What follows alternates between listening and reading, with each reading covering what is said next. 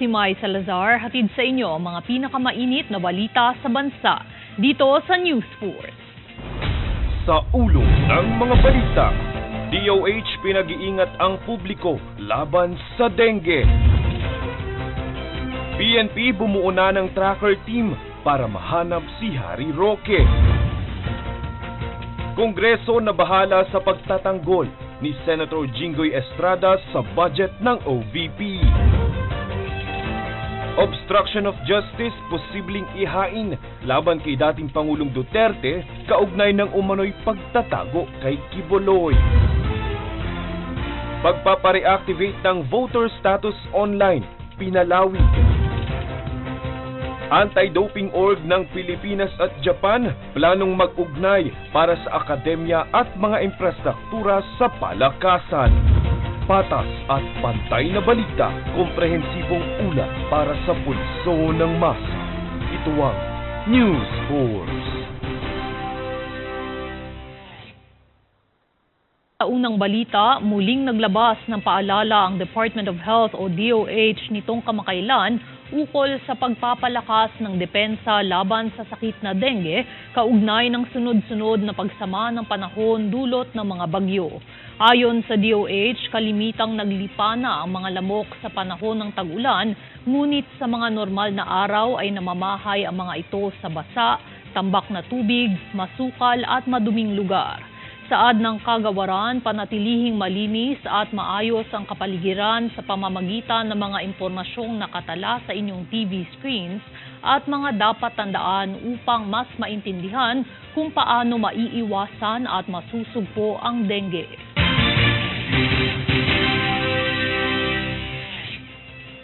Binalaan ng Department of Migrant Workers o DMW ang publiko ukol sa mga scam na may kaugnayan sa mga pekeng alok na trabaho para makapunta sa ibang bansa. Yan ang balitang hatid ni Danizel Lopez. Hinikayat ng Department of Migrant Workers o DMW ang publiko na maging mapanuri at makilatis sa mga nakikita online ukol sa mga alok na trabaho sa ibang bansa. Anya, ang mga online job scam ay kadalasang ginagamit ang pangalan o logo ng mga recruitment agency nang hindi otorisado para makapanlin lang. Pinayuhan ng DMW ang mga Pilipino na naghahanap ng trabaho abroad na tanging sa mga lehitimong recruitment agency lamang makipag-ugnayan. Dagdag pa nito, maaaring tumungo sa opisyal na website ng DMW para makita ang listahan ng mga inaprubahang job order, impormasyon sa lisensyadong recruitment agency, araw ng mga job fair na nag-aalok ng trabaho sa ibang bansa at iba pang impormasyon. Nais din itong ipabatid sa publiko na ipagbigay alam sa Migrant Workers Protection Bureau ang anumang online recruitment scam na masaksihan o maranasan. Danizel Lopez, nag-uulat para sa One Media Network.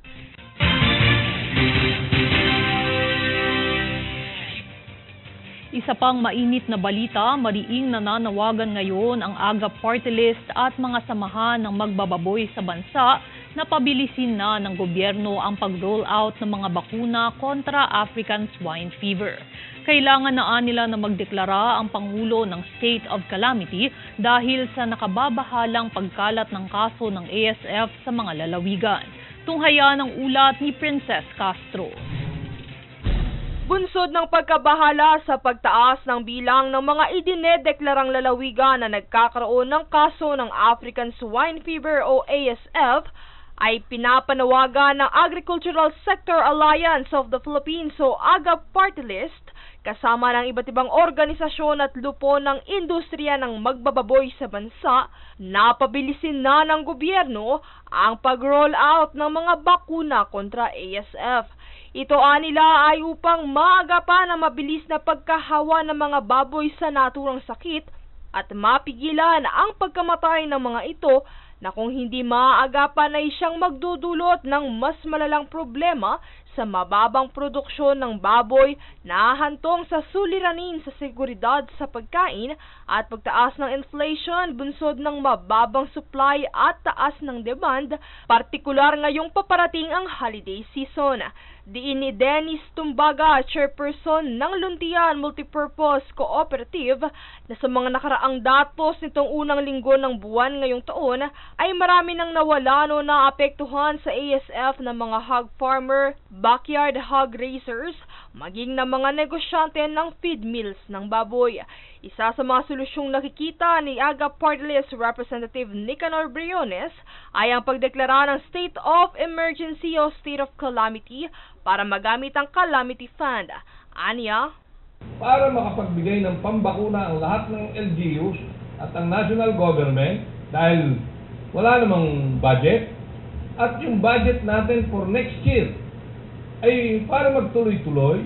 Yung hinihingi nating increase ng budget ng Department of Agriculture, 3.6 billion para sa bakuna at para doon sa indemnification, yung 4,000, 8,000, 12,000, mag-alat ng at least 10% ng population, which is aabot ng mga 5 billion pesos. So more or less, pati yung sa bird flu na hinihingi natin, dapat mag-alat ng additional 10 billion pesos sa budget ng Department of Agriculture para sa 2025. Dagdag pa niya, hindi maaari ang pautay-utay na pamamahagi ng bakuna dahil hindi magiging epektibo ang pagsawata at pag-agap sa pagkalat ng ASF. Sa katunayan, ayon sa mga partido ay mayroong kabuuang 150,000 doses ng bakuna ang Vietnam supplier, ngunit hindi lamang ito na ipapamahagi bunsod ng pagkontrol sa budget ng pamahalaan. Kasabay ng pagtalakay sa issue ay nitong Martes din ng umaga ay may inilabas na form ang Bureau of Animal Industry kung saan nakasaad na dito magtatala at lalagda ang mga nais magpalista o rehistro na mga hog farmer na nais mag-avail ng bakuna. Isa sa mga issue na idinidiin ng mga opisyal sa naganap na diskusyon sa Paco, Manila nitong Martes ay ang marami at pagsunod sa normal na protocol ng Food and Drugs Administration sa proseso ng pagsusuri na siyang nakakatagal sa resulta at pag-aproba sa mga ligtas na baboy. Kaya't ayon kay Rico Heron, CEO ng Soro-Soro Ibaba Development Cooperative, na hindi na kailangan pang pag-usapan ang gene sequencing effect ng bakuna dahil ang mga bakuna ay matagal nang ginagamit at sapat ng pruweba na ito ay epektibo. Bagamat maraming mga magbababoy ang nababahala sa seguridad ng kanilang mga alaga, ay hindi hinihikayat na mag-inject o bumili ng sariling bakuna ang mga ito, partikular sa online, dahil walang katiyakan kung ito ba ay ligtas gamitin. Samantala, teorya ng mga stakeholder, tinatayang 50% na ang namatay na mga baboy sa buong bansa, kung saan ibinatay ito sa kalahating porsyentong pagbaba ng sales ng feed mills sa merkado. Para naman sa publiko, hinikayat nila na patuloy na tangkilikin ang produktong baboy upang masuportahan ang industriya ng baboy sa bansa. Pagtitiyak naman ng kinauukulan, ligtas ang pagkain nito basta't suriin lamang ng mabuti at tignan kung ito ba ay may tatak ng National Meat Inspection Service o NMIS na nangangahulugang ligtas sa ASF ang naturang produkto. Princess Castro nag-uulat para sa One Media Network.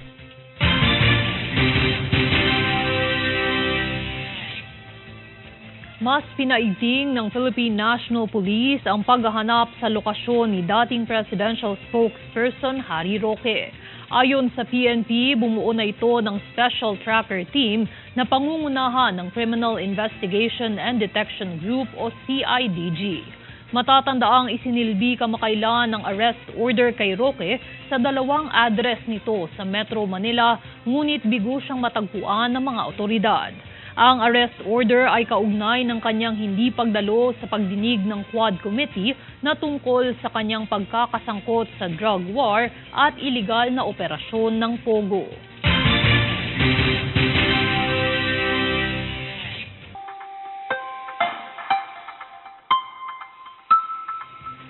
Para sa lagay ng panahon, hindi pa man nakakaahon sa hagupit ni Bagyong Hener, isa na namang bagyo ang nakapasok sa ating bansa na tatawaging si Bagyong Helen. Patuloy na kumilos sa kanlurang hilagang kanluran ang Tropical Storm Helen sa karagatan ng Pilipinas.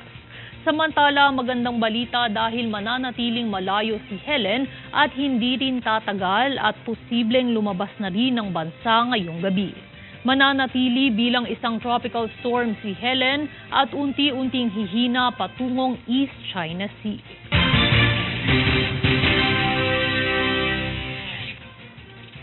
Susunod sa News Force. PSA pinag-aaralan ang bisa ng kasal na binasbasa ni dismissed Mayor Alice Go.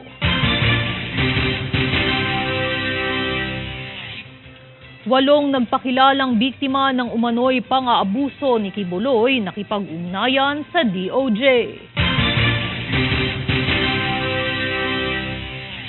Kongreso na bahala sa pagtatanggol ni Senator Jinggoy Estrada sa budget ng OVP. Manatiling nakatutok para sa higit pang mga balita sa pagbabalik ng News Force.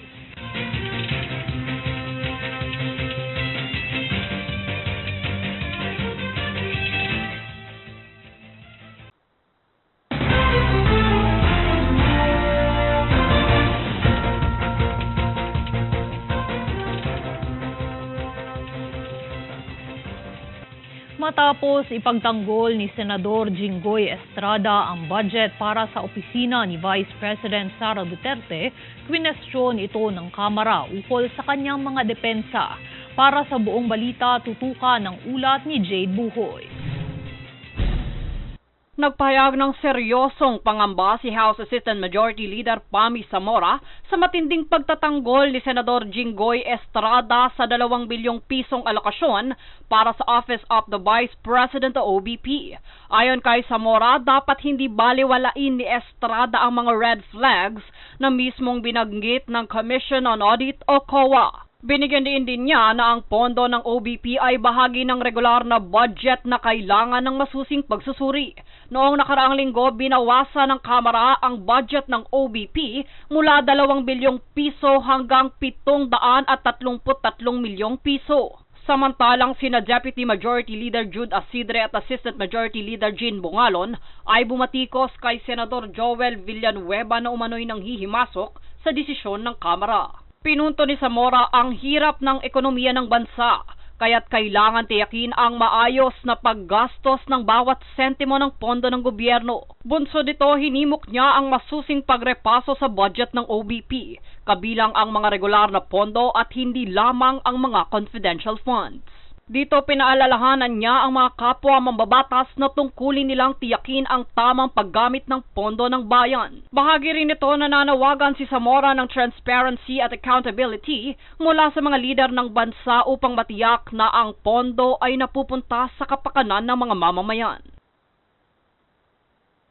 Jade Buhoy, nag-uulat para sa One Media Network.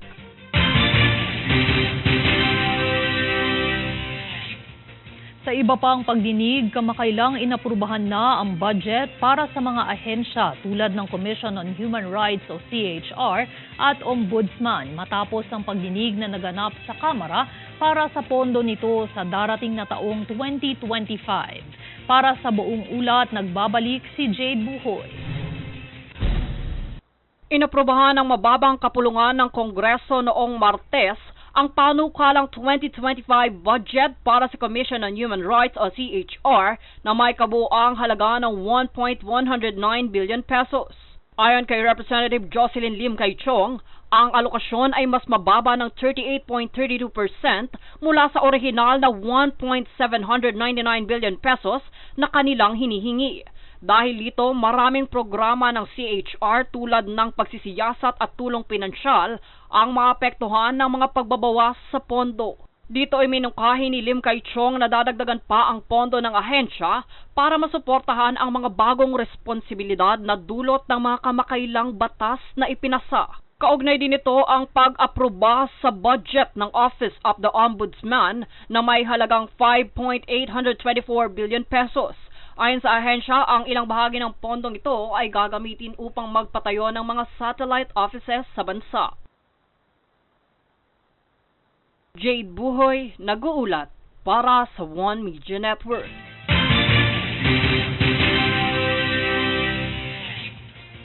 Kasalukuyan na ngayong pinag-aaralan at inaalam ng Philippine Statistics Authority ang bilang ng mga taong ikinasal ni Bamban Tarlac dismissed Mayor Alice Go. Ito ay kaugnay ng pagkansela ng kanyang birth certificate at kung ano ang posibleng mangyari sa bisa ng mga kasal na binasbasan ng dating alkalde. Ang detalye tunghayan sa ulat ni Princess Castro. Bunsod ng pagsalang sa panukalang budget ng Philippine Statistics Authority o PSA nitong Martes sa Kongreso, ay natalakay ang posibleng epekto ng bisa ng mga binasbasa ng kasal ni dismissed Mayor Alice Go sakaling ikansela ang birth certificate nito at mapatunayang hindi siya Pilipino. Dahil ayon sa batas, may tuturing na void o walang bisa ang kasal kung wala namang otoridad ang nagkasal. Ilan sa mga nabahala rito ay si 4P's Party List Representative JC Abalos. Sagot naman ni PSA National Statisticians Dennis Maparito, batay sa nakasaad sa ikalawang numero ng Artikulo 35 ng ikatlong kabanata ng Executive Order No. 209 o ang Family Code of the Philippines ng 1987 Constitution, hindi voidable o may bisa pa rin ang kasal kung ito ay pinaniniwala ang isinagawa ng in good faith. Sa isang panayam, pinaliwanag ni Department of Interior and Local Government Secretary Benhamir Benhur Abalos Jr. ang nakasaad sa batas. So, kung ikaw ay good faith, naniwala ka na si Alice Go ay talagang may otoridad na magkasal, and ako naman, I guess, karamihan sa kanila ay ganun ang tingin dahil mayor nga naman siya. No? You could make use of this article. It's Chapter 3 ng Void and Voidable, Article 35, number 2. Kaugnay nito ay kasalukuyan na rin umanong nagpapahanap si Abalos ng jurisprudence sa mga abogado ukol dito. Samantala, mas binibigyang prioridad ngayon at pinagtutuunan ng pansin ng PSA ang bilang ng mga ikinasal ni Go o kung mayroon ba siyang sinolemnize. Princess Castro, nag-uulat para sa One Media Network.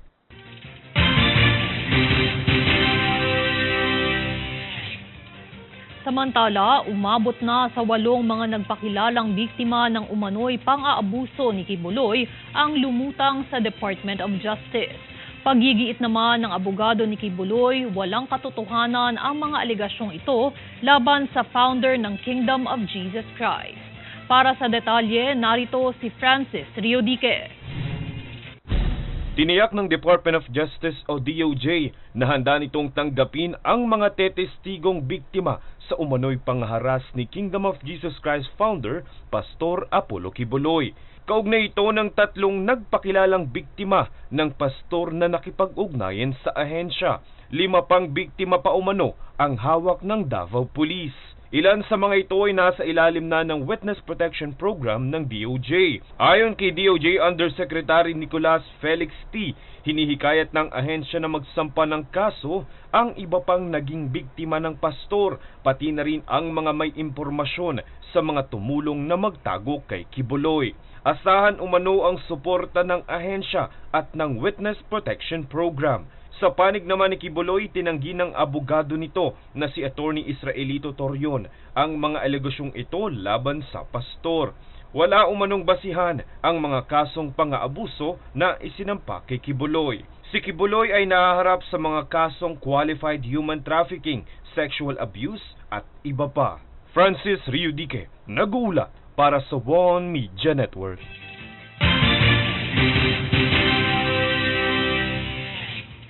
Posibleng masampahan ng kasong obstruction of justice si dating Pangulong Rodrigo Duterte.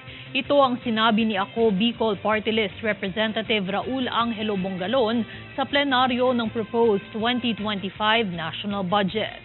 Aniya, ito ay matapos sabihin ni dating Pangulong Duterte na alam niya ang kinaroroonan ni Pastor Apollo Kibuloy, ngunit tumangging isiwalat ito. Sa kasalukuyan, wala pang pahayag ang kampo ni dating Pangulong Duterte sa nasabing pahayag ng kongresista.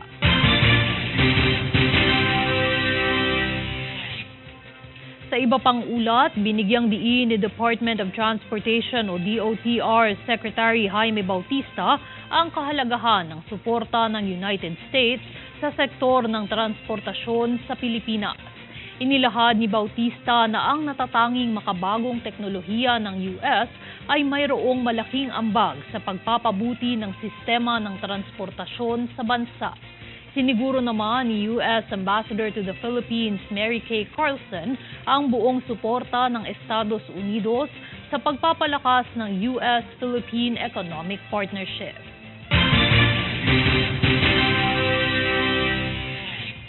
Nitong kamakailan lang ay tinalakay ng Department of Health o DOH at Department of Education o DepEd ang pagsasagawa ng mga programa tulad ng school-based immunization, nutrisyon at mental health programs na pinangunahan ni na DOH Secretary Teodoro Herbosa, DepEd Secretary Sani Angara at ASEC Dexter Galban.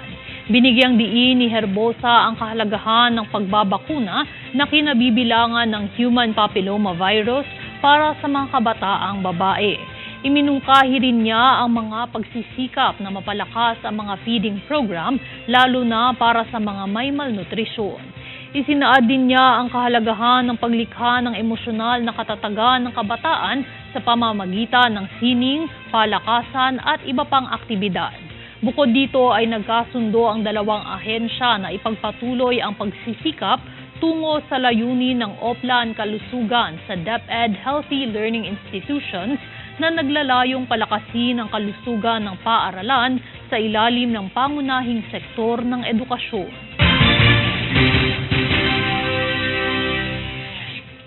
Sa iba pang kagawaran, bilang tugon ng pamahalaan sa issue ng kakulangan ng learning resources sa sektor ng edukasyon, magiging stratehiya ang pagpapaigting ng digitalization. Para sa detalye, narito si Francis Riodique. Nagpulong kamakailan ang World Bank Philippines at Department of Education ukol sa mga reforma sa pagpapabuti ng sektor ng edukasyon sa bansa. Isa sa naging focus ng usapan ay ang digitalization bilang tugon sa kakulangan ng mga learning resources sa bansa. Ibinahagi naman ni DepEd Secretary Sani Angara na mahalagang lubusin ang kapasidad ng mga makabagong teknolohiya para sa pagpapabuti ng edukasyon. Dapat rin umanong tugunan ang digital divide sa mga mag-aaral. Bukod sa pagpapalawak ng access sa internet at teknolohiya, layon din ang ahensya na magsagawa ng kinakailangang mga programa para sa pagpapataas ng kamalayan ng mga estudyante ukol dito. Natalakay rin ang posibleng mga programa para sa early childhood development. Dagdag pa rito, plano ng DepEd ang decentralization ng pagpapatupad ng mga programa nito para mapalawak at mas maraming mga mag-aaral ang makinabang. Francis Riodique, nag-uulat para sa One Media Network.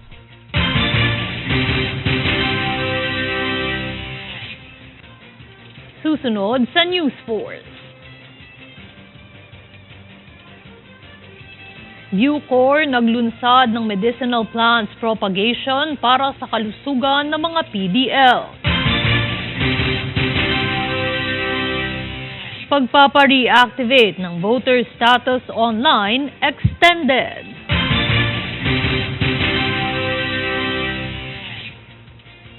DSWD nagpadala ng social workers sa mga malasakit center.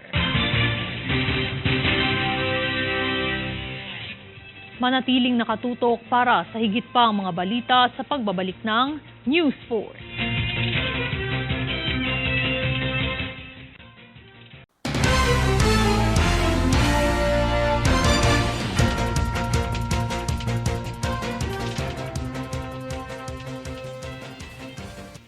Extended na hanggang sa susunod na linggo ang deadline para sa mga nais mag-reactivate ng kanilang voter status online. Ito ang dineklara ng COMELEC kung saan orihinal nang nagtapos ang deadline noong nakaraang linggo at palalawigin pang muli hanggang ika-25 ng Setyembre.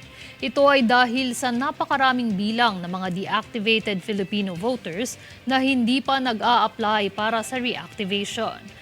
Para umpisahan nito, sumangguni sa opisyal na email address ng Offices of Election Officers na makikita sa opisyal na website ng COMELEC. Sa kabilang banda, ang Davao Prison and Penal Farm o DPPF ay naglunsad ng programa sa pagtatanim at pagpaparami ng halamang gamot noong ika-10 ng Setyembre na pinangunahan ni Chief Senior Inspector OG Solitario, kung saan layunin ng programa na makatulong sa budget ng gamot para sa mga persons deprived of liberty o PDLs gamit ang mga organikong halaman mula sa kanilang hardin. Ang aktibidad na ito ay bahagi ng reformation tool na nagpapalakas ng rehabilitasyon at responsibilidad ng mga PDL sa tulong ni Bucor Director General Gregorio Catapang Jr. Pinuri ni Department of Interior and Local Government o DILG Secretary Benjamin Benhur Abalos Jr. ang puwersa ng Philippine National Police dahil sa matagumpay na misyon nito sa pagdakip kay Kingdom of Jesus Christ Pastor Apollo Kibuloy at iba pang mga matagumpay na misyon. Aniya, hindi karapat-dapat na matamo ng kapulisan ang mga pagbabash na ipinupukol ng mga tao dahil ginagawa lamang nila ang kanilang tungkulin. Kung hindi magawa ng batas, ito ang PNP po'y nauutusan lang sila. Kaya nakakaawa ang pulis eh. Sabi nyo nga kanina, they're getting all the bashings. For what? For doing their job? It's so unfair. It's so unfair.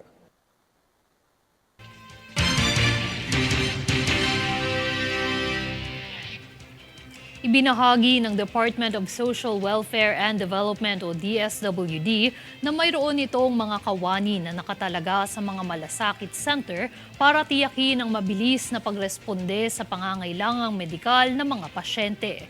Ang detalye panoorin mula kay Daniza Lopez.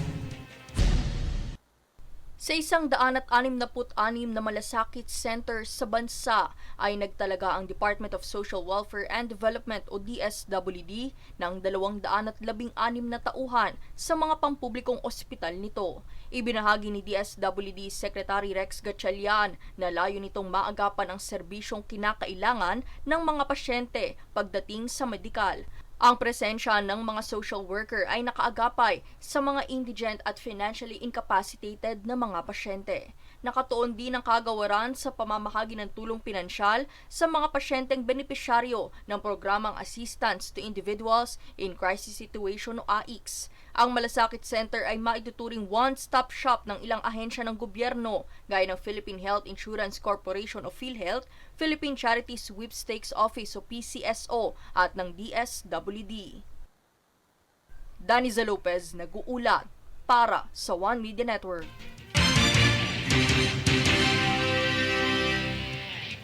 Planong mag-ugnay ng Philippine National Anti-Doping Organization at Japan Anti-Doping Agency para sa potensyal na kolaborasyon ng dalawang partido hinggil sa pagpapaunlad ng mga infrastruktura at akademya ng larong palakasan sa bansa.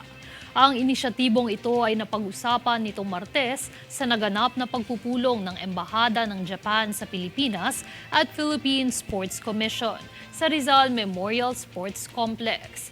Bukod dito ay tinalakay din nila ang paparating na 2025 election para sa Asian Region World Anti-Doping Agency Foundation board member para sa taong 2025 hanggang 2027.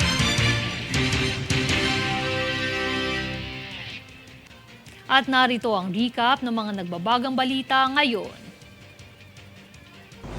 Sa ulo ng mga balita, DOH pinag-iingat ang publiko laban sa dengue. PNP bumuo na ng tracker team para mahanap si Harry Roque. Kongreso na bahala sa pagtatanggol ni Senator Jinggoy Estrada sa budget ng OVP. Obstruction of justice posibleng ihain laban kay dating Pangulong Duterte kaugnay ng umano'y pagtatago kay Quiboloy. Pagpapareactivate ng voter status online, pinalawig. Anti-doping org ng Pilipinas at Japan planong mag-ugnay para sa akademya at mga infrastruktura sa palakasan. Patas at pantay na balita, komprehensibong ulat para sa pulso ng masa. Ito ang News Force. At yan ang pinakamainit na mga balita ngayong araw. Manatiling nakatutok sa aming mga ulat at updates sa aming Facebook page, facebook.com/OneMediaNetwork. Ako si Mai Salazar at ito ang News Force.